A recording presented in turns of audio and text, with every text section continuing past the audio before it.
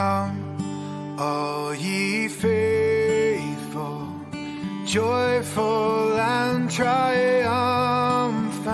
O come ye to Bethlehem. Come and behold him, born the King of angels. Oh, come, let us adore him. Oh, come, let us adore him. Oh, come, let us adore him, Christ the Lord.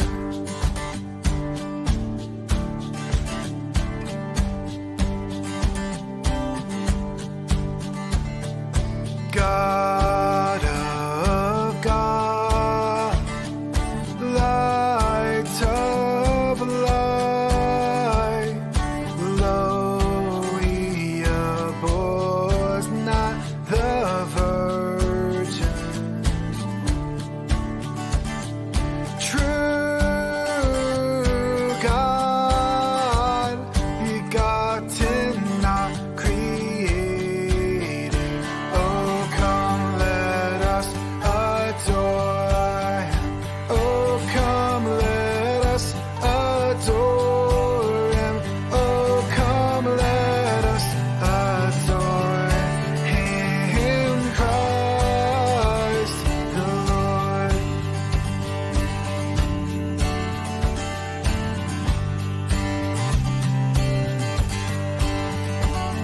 Sing, choirs of angels, sing in exaltation.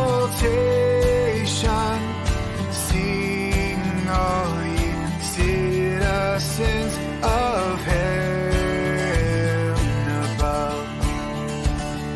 Glory to God, all glory in the highest. Oh, come, let us adore him. Oh, come, let us adore him. Oh, come, let us adore him, Christ the Lord.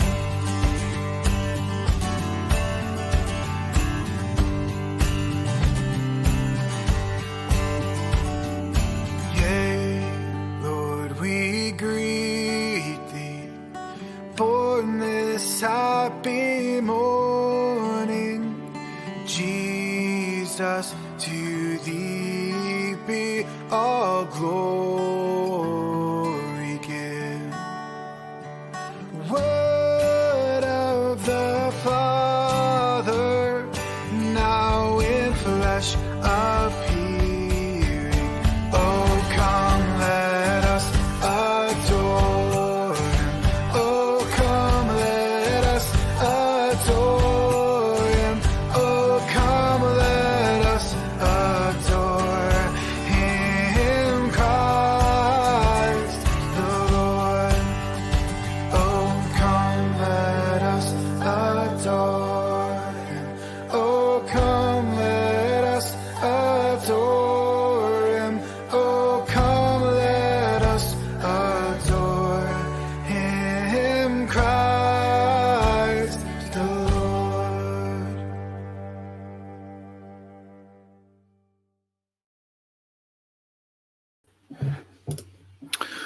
Hola. Oh, Espanol. Yeah. I learned wasn't- Espanol during the countdown. I wasn't prepared for this. I also learned how to play with banners too. That was fun. Yeah. People thought they went back in time. Yeah. This is not the launch party. Sorry, everybody. I forgot to change that part of the countdown. I changed the song, but apparently not the text. This is Say What is what we're calling it still for some reason. We're going to talk about Lo, He Abhors Not the Virgin's Womb from one of my favorite Christmas songs, O Come All Ye Faithful, which you just heard on the countdown. And I think we're just going to do a little talk about Away in a Manger too, just because nobody could hear anything we said last time because it was terrible. So thanks for joining us. If you joined us, I am Nathan. Who else? Who are these people? I'm Cameron. I'm Preston. Preston. So music guy, writer guy, other writer guy. If you joined us for our launch party Tuesday, 2 nights ago, thank you so much. It was a lot of fun. All right. Let's see. Let's get started with just real quick. I want to talk about, I forgot to bring on my schedule of the night. Real quick. No ticks. I'll try this real quick. I want to talk about just the Soul of Ellsworth and the fact that, as indicated by a launch party, it launched this week on Monday, November 16th. Woo! So if you don't know yet, Soul of Ellsworth is a 25-day journey through the music of Christmas. 25 days, 25 songs, 25 devotions, 25 history lessons, and 25 applications, and like a billion questions too. I didn't count those. Probably not a billion though. It's a lot. No. Somewhere in the neighborhood of 50. Okay. All right. So all of that is so we have the book, but what launched this week was the audiobook and the album. So the audiobook is the book plus the album, basically. You'll hear me sing the song to you, and then you'll hear Cameron read the book to you. All put together by wonderful Preston. And the forward. And the forward. Oh, yeah. Nathan does the forward. Yes, and I read the forward. Yes, that is I true. think Preston reads my about me. So does he? We all have a little switcheroo. A little That's snippet. fun. Yeah. Why not? So if you're interested, go to those websites you see. Oh, yeah, I pointed the right way. Right there. frankvoice.com or reawakenhymns.com. If you're looking for the book and all those goodies and some swag, to go to a Frank Voice. And if you're looking for some worship resources like a chord book and lyric videos, go to Reawaken Hymns. But most of the things are on both of the places, so you'll find what you need. I want to. I brought up a picture just in case everybody hasn't seen, because the CDs came in and they look so cool. Oh, I love them. Look at that. Yeah, Look at that. That's the paperback and the CD. The double CD, which I've never ordered before, and they're super cool. I like them. So both of those are available, and then here's all of the stuff that's available. Oh, hey, look at that little guy. Yeah, you got the audiobook, the devotional, the CD, the album, the lyric videos, the backing tracks, the chord book, and everything. You know what I realized making this isn't related to anything. Making a graphic for this recently is, there's the big kerfuffle when Instagram changed their logo to like the gradient. Yeah. The color scheme for this book and for everything is the Instagram logo gradient. Like that's just what it is. So as I was like going through stuff, I was like, oh my gosh. It is, isn't it? Yeah. I didn't notice that. I didn't either. Shh, don't tell Instagram. Why did you tell that? Sorry. We're live on their owner's website right now. You realize that. Oh, that is true. Sorry, Zuck. I'm sorry. Oh, audiobook. Cody Rep wants to know where the audiobook can be found. That's a fun story. Oh, can of worms. You go for it. Yeah, sure. The audiobook. My fault. I can eat crow here, I guess.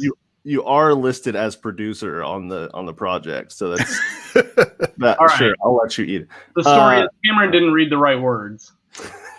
Sounded a lot more like you threw me under the bus than eating crow. I'll eat crow. Cameron messed up. Yeah, that was a strange way to take credit for that. Okay, so to actually answer your question, Cody, so the audiobook is available almost everywhere that you can buy audiobooks, including the websites below. You can get it at both of those. You can get it on Apple Books, you can get it on Google Play Store, you can get it on Kobo, Chirp, most of these places you've probably never heard of. It's actually even available in like your library. Should be available in Overdrive, Hoopla, if you've got like a library card where you live. I didn't know that. The library, yeah, and you can rent it from the library. Yep, true story. Oh, that is dope. Yeah. What? I'm in a library. Nathan. You're in a library. I made it, guys. That's it. I made it. Yeah, that's it. It is not on Amazon or Audible. Turns out I'm going on Overdrive right now. I'm so excited. Yeah, here you go. Take it before someone else does. This is where it's available. No, he's sharing his screen again. Oh my God. He always does this. Boom. Yeah. So those are almost all the places that it's available. You know, how do I? Where can I put that here? No, yeah, that way. That's really hard to do. Whatever. Except you'll notice it says Amazon and Audible at the top. It is not actually on Amazon and Audible. We were working very hard to get it on Amazon and Audible. They have really strict requirements. And as Preston said, I said like written by or read by instead of written by or something like that in the narration. And they didn't like that. They came back and said it has to be exactly how it appears on the cover. So we resubmitted. We're working with them. We're optimistic that it can be out in the next week or two. I'm not holding my breath, but we will keep you posted for sure. So everywhere that you can get audiobooks except anything owned by Jeff Bezos. And our website too. Oh yeah, and our website. And the library. That's fantastic. Yeah. Okay. All right, let's get off of that and let's get on to the song, shall we? Let's start with Away in a Manger, because last time was a train wreck and nobody could hear anything we said. So let's just do a real quick summation of what we tried to say last time. So with Away in a Manger, the line in question, the strange line, the say what line, if you will, is actually, no, you know what? I can just play it for you. Hey, that's a thing we can, technology. If I can find, here we go. The cattle are lowing, the baby awakes. The little Lord Jesus, no crying he makes. I love. So that was it. No crying he makes. That's the line in question. And Preston had a very fancy name of a heresy for that. So what was that? Docetism. Docetism? Yes. What is that? Denies God's existence as both God and man by implying that he's a baby. It's not crying, because we all know if there's one thing babies do and do well, it is cry.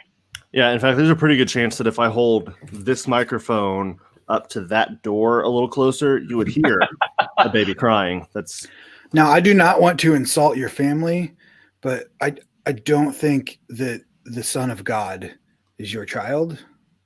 So it might be, you know. That's valid. I hope that's a fair criticism. I'll take it. Yeah. Okay. All right. Now, I don't know that, to be fair. It could be the second coming for all I know. You probably don't go there. My kids. That's true. Yeah. So, So as you said, the problem is we don't know what the author of the hymn actually meant by that, which that's all the problems with all the hymn words, really.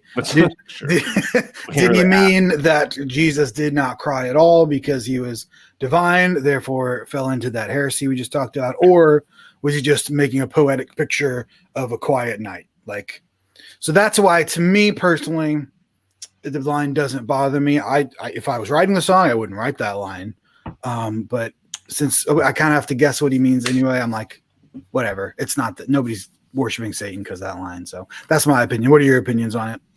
Yeah, I'm kind of in the same camp. I think it's weird, and I would maybe skip the verse if we were doing it. I don't know. I don't have a strong enough stance to maybe not. Yeah. But yeah, I mean, I think it's generally fine, and you know, one of the commentaries. There's commentaries on hymns, by the way. Is our book considered a Anyway, I'm not gonna go there. It is now. Sure, I'll take it. It's in a library. It has to be. It is okay. You're right. Yeah, that's a good point. That's a great point. Yeah. Yeah. One of the things said, like, you know, we don't know that he meant like he never cries ever. It could have just been this sweet little serene moment with the donkeys and the wise men and the star and all that. Like, so that's maybe fine. Yeah. You the same way, Preston? Yeah, generally. I mean, it falls into this camp of like, let's probably don't get hung up on something that doesn't matter all that much. If you don't like it, don't sing it. Yeah, definitely don't make a live stream. Don't intend to sing heresy, and like a lot of where worship comes from is the worshiper's heart. Obviously, that can be, you know, taken to an extreme. You don't want to sing a song that's blatantly heresy and say, "Oh, no, my heart's okay, so it's okay." Sure. But I think this is one of those ones. I mean, the same thing.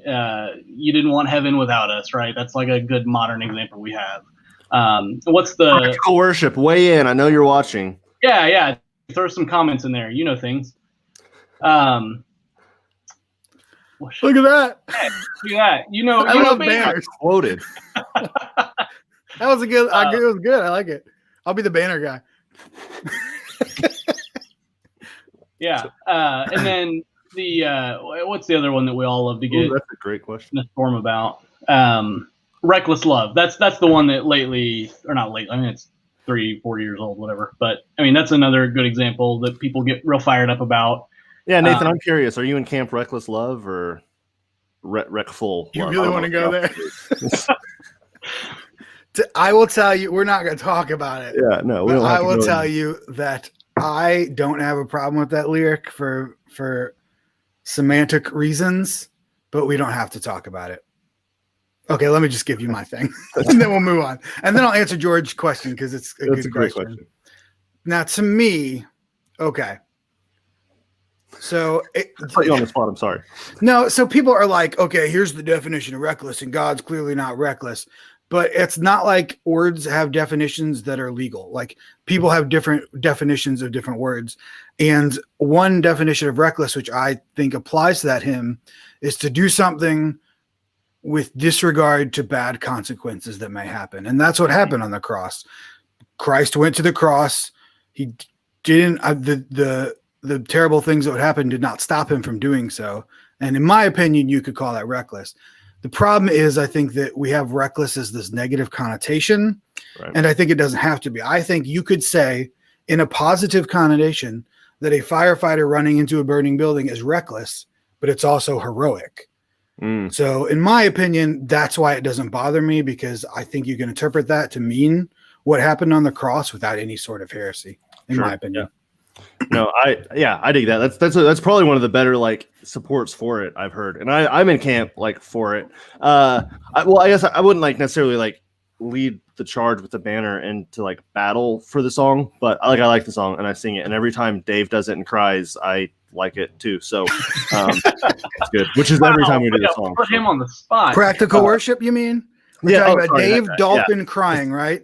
David Dolphin from your church, Practical Worship Channel crying. I just want to clarify. Just tune into our Hey, live stream. Okay. Fun fact: Dave's middle name is also the same as my middle name, which is also the same as Cameron's middle name, So which is you're- also the same as Cameron's son's middle name. Yeah, So you're clearly in a cult, is what I just got from that. yeah, exactly. Okay, so welcome to the Cult/Reckless Love live stream tonight. Thanks for joining us. We're actually talking about hymn lyrics. I want to get to George. Lisa. Sorry, Lisa. Hey, Lisa, glad you're watching. She by says the way. totally agree. I think with the reckless love thing, Love, probably. yep. So, Everything George. with Lisa, she's very And agreeable. with liking Dave Dolphin crying. George says, Nathan, because it is a hymn, does it give you peace to know you are just reiterating lyrics written by someone else and not to stand on the lyric alone? That's a good question. No, it does not. I kind of have the idea that I am responsible for what I say and have people sing during worship. So even if I didn't write it, I'm giving it to people to sing. So I need to take responsibility for that lyric. Now, I didn't write Away in a Manger. So in that case, if I sang it, I would never, even though I wouldn't write it, I don't have a problem singing it because I didn't write it, but that's because it's not heretical. So no, it doesn't. I don't think of things like, well, at least I didn't write this so I can sing it. I definitely take responsibility for what I sing up there. Yeah. Good question. Good question. Practical Worship says it's my party. I can cry if I want to. That's Dave Dolphin of Practical Worship crying. So let's move on to our actual topic tonight, which is "Oh Come All Ye Faithful," and I would say the strangest lyric in the entire book. You think so? Yeah, I would probably. I'd probably agree with that. Yeah. Okay, let's go for it. Let me play the clip for you of the lyric in question. God of God, light of light, lo, he abhors not the virgin.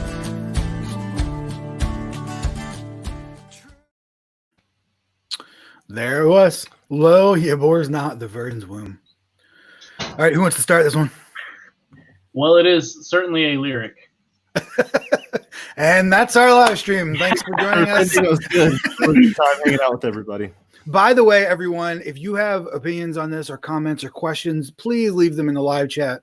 We're on YouTube right now. We're on my Reawakening's YouTube. We're on my Facebook, and we're on a Frank Voices Facebook. So any of those places we're seeing right now, leave your comments if you want to talk about this lyric with us while Preston gives us the absolute perfect answer. Go ahead. No pressure. Baseline may be a better way to describe what you're about to get. Okay. Yeah, Maybe. I like that. That's good. That's good. Middling. So in everything that I looked at, and I think actually Cam wrote this one in the book. So I have no idea. bear in mind that my research is limited to a few minutes of Googling. So from what I've read, the lyrics preceding, so the lyric in question is "Lo, he abhors not the virgin's womb." The lyrics preceding and I don't know what's it, post-seeding. I don't know what that word is. Succeeding is the word that you're looking Post- for. Writers, by the way. Did we talk about how we're writers? So these guys wrote the book, if we haven't mentioned. Yeah, just read the post-seeding of the book to find out more. Oh, I like it. Well, succeeding sounds like it's leaving the book. So Yeah, whatever. yeah. The pretty words on either end of it Yeah. are drawn from the Nicene Creed, which is just a fancy early confessional by the Christian Church, sometime in like the 1600s or something, way back. So those are pretty solid, right? If you can stand on what the Nicene Creed is, not really a lot to say about that. That line itself, I didn't personally see a lot of information as to where it came from, but there's a lot of allusion to just kind of artistry. It I don't know, maybe rhymed well or whatever. But the line itself seems to kind of imply God didn't dismiss that God was being born of sinful man, right? He didn't abhor creation to the point that he didn't come and didn't become birthed on earth as man, etc., etc. So that's what I've got.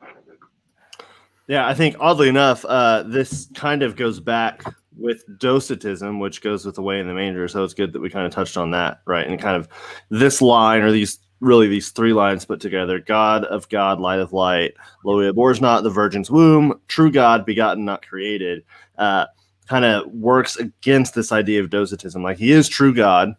Jesus is holy God in the flesh, but he's also 100% man. So he was begotten, not created, because he's God. So he existed before, period, I guess. Yeah, that's good. Yeah. By the way, me and Cameron were giggling while Preston was talking. We weren't giggling at Preston. I answered in the comments, and it answered for all of our pages at the same time. That's what we were giggling at. Because I saw him laugh, and I was trying to keep a straight face. Because if there's anything we're bad at, it's keeping straight faces when the other one laughs. I don't know what you're talking about. That was my bad. I answered for all the pages at once. Well, I saw that, and then I happened to look at you, and you made this face I didn't know what happened. Yeah. So what you said before, I agree with all of that. So in my research, I came across that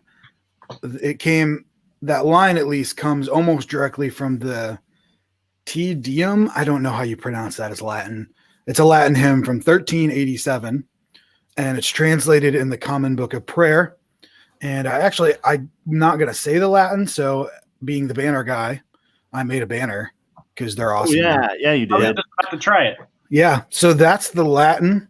And then the English translation from the Book of Common Prayer. That's the original Latin from the Te Deum. I don't know how you pronounce that. So thou didst not abhor the virgin's womb is.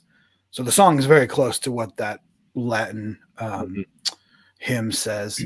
And I get the, I guess, how people abhor this line. Is that correct? Hey, bring it around. I couldn't think of the word, but the word's abhor. Yeah. I get why people abhor this line. It is definitely not fitting with our current vernacular or how we phrase things in any way. I think that's one of the tricky parts is when we read this as modern people, we read it as, so he usually hates virgins' wombs, but he just didn't this one time. Yeah. Like, which I don't think is what the original language says. Now we do have to recognize that in 300 when this was written, and even in the 1800s when O Come was written, women weren't like in the best position in society.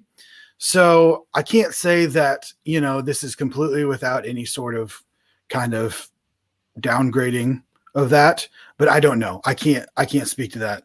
But as you said, the thought behind it, I know, is that God did not disdain the idea of coming to earth through Mary and being born. And that's the idea behind the line. So that would be why I don't particularly have a problem with it and don't have any problem singing it at all.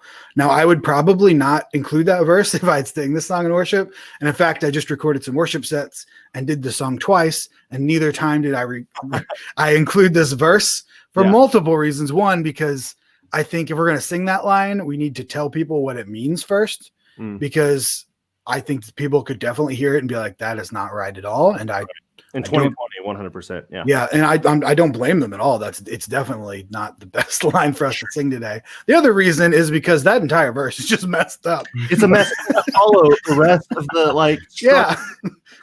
The dude just forgot how to write a song for that one verse. Let's listen to it. Let's listen to me trying to get these syllables in the right place. Here we go. Listen to the first two lines. It's ridiculous. God of God, light of light. That's not the rhyme scheme of the song. No. Oh, come all you faithful, joyful and triumphant, or God of God, light of light. Those aren't the same thing. No, yeah. Oh. It's a mess. Is that the only song you came across that changes its metrical structure like that? Not strictly, but for all practical purposes, yes. It's the only one where I was like, this does not fit in any way. Yeah, by far the worst. It makes you add like syllables in the middle of a single vowel. I mean, I think let's figure it out right now. Oh, come all ye faithful, joyful and triumphant. How are you doing that? That was 14. This is how I do it. Shut up. That's 13 syllables. So God of God, light of light. That's 6. My hand doesn't work like that. So what is it? So he tried to fit 6. So he knows it's 14 syllables. And he's like, well, this has 6 syllables. That'll probably fit. That's fine. I know things about meter. Oh, boy. I believe let me. Yeah, read George's comment. Yeah. That's what I was looking at. So George says, I can. It may not fit on a banner. It's kind of long. Oh, look at that. Ooh, George is even got a picture. Sorry if you didn't want your face on the live stream, George. I didn't know that would happen. Hey, welcome to the internet. I would say it ties in where it talks about in Luke 1, where Elizabeth becomes pregnant with John the Baptist. She says, God has taken away my reproach. In the culture, that is a good reference. In the culture of the time, to not have a child is to have a societal reproach. It's also seen as God-giving and having favor to childless women. Great context. Speaks to the fact that God favors whom he wills outside of what society deems acceptable. What do you guys think? Well, I think you're definitely a hardcore Calvinist like these two guys above me. That's for sure. Yes. Yeah. No, that is great. I think that is fantastic observations on all fronts there. That is awesome, George. Awesome. Yeah, thank you. John says, good discussion. He was speaking about something earlier, that we should not sing lines if we don't know what they mean, which does tie into this. And I, again, totally agree. I always go by that philosophy, especially becoming a hymn guy, which I did somehow. It wasn't on purpose. It's all the time. There's lines that people don't know what they mean. By the website, Reawaken Hymns. Yeah, I don't know what happened. You have to know how you started out. Was it like white metal or something? You previously announced your disdain for metal. So what were you doing before? Like, what were you before you fell into hymns? My disdain for metal? Yeah. Like heavy metal? Right. I mentioned Striper or Petra or something a while back, and you flew off the handle hating Well, it. that's because that's not metal. Listen, it's all we Don't had come at me with Striper and say I hate metal. I love metal. at the time for Christian metal. Okay. I'm so glad Keybone's not on the stream this time. He's a big Striper fan. He'd be all Striper. over you. Striper Should be. It's great. Daisy Tricks. Yeah, all those bands. No, I love metal. What was the question?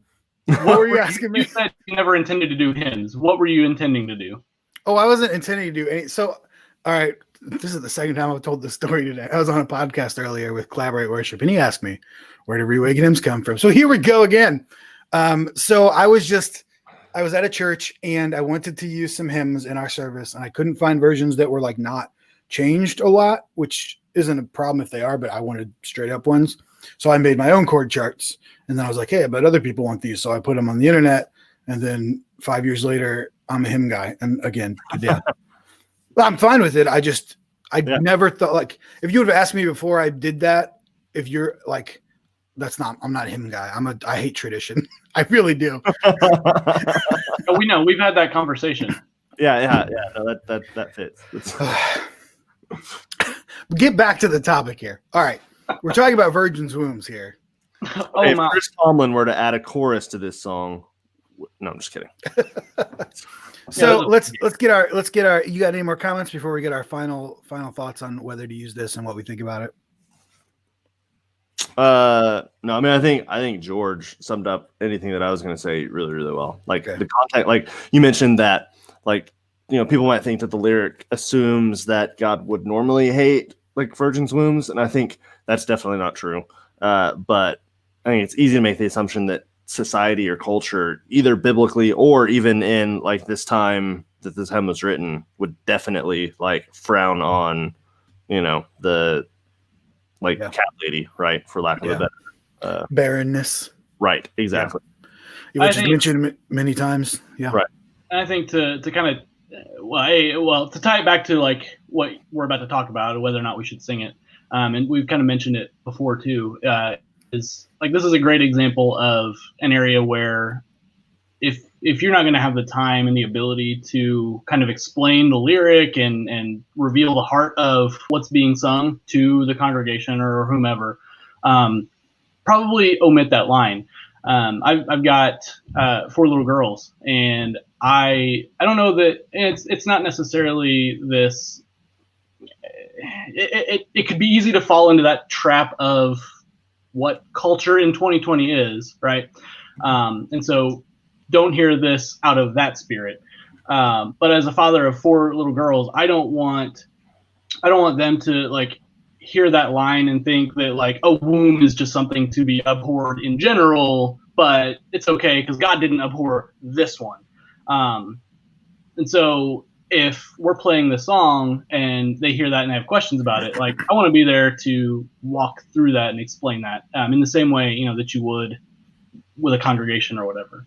Failing that, yeah, let's just skip it. Let's not take the chance of damaging someone's walk over a simple line. I don't need to say anything. That was good. Boom. That was it. You agree, Cameron? Yeah, no, I agree. And I also agree with you. I would just not sing it because it's a train wreck. Yeah. If for no other reason, save yourself the trouble. Yeah. So in the completely authoritative view of this live stream and us 3, as hymn experts, all you need to know. We're in the library. Look it up. We're experts now. We would say, I think we all agree that if you want to sing this line in your church, you can. It's not necessarily like a terrible thing to do in all fronts. Just be very careful. Be ready to explain what you're singing and what you're saying. But if you don't have a specific reason to use this particular verse, then, I mean, leave it out, honestly. Yeah. Easier. Yeah. Yeah. Okay. Well, that's it. Good job, guys. That's excellent. Hey, good job to you. That was good. I got to give a shout out to my 2 big girls. They're upstairs watching. I told them if they were quiet and mommy didn't find out, they could have my iPad and watch daddy on YouTube. So hi, Abby. Hi, Beth. Now you just sold them out live on air, dude. Subversion. That's good. What we're teaching. Sold them out. Okay, that was good. That was good. Here, let me hold on. Let me just, this is very important. Let me, yep, that was good, guys. That was good. I'm the banner guy. Real. Yeah. That was good.